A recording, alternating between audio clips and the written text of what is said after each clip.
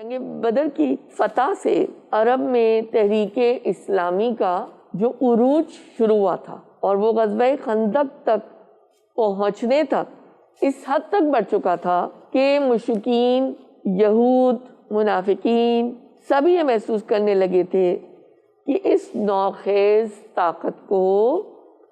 محض ہتھیاروں اور فوجوں کے بل پر شکست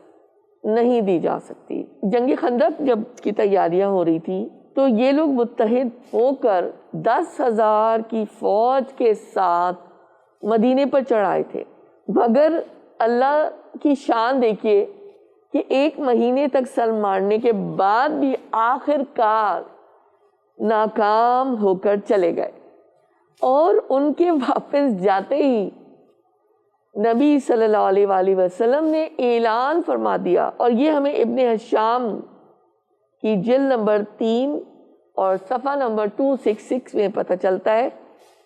کہ انہوں نے فرمایا کہ اس سال کے بعد اب قریش تم پر چڑھائی نہیں کریں گے بلکہ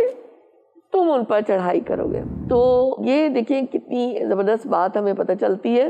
گویا یہ اس امر کا اعلان تھا کہ اسلام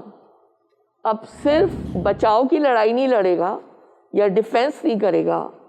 لیکن وہ اٹیک کرنے والوں میں سے بھی ہوگا، یعنی وار آف افینس بھی ہوگی۔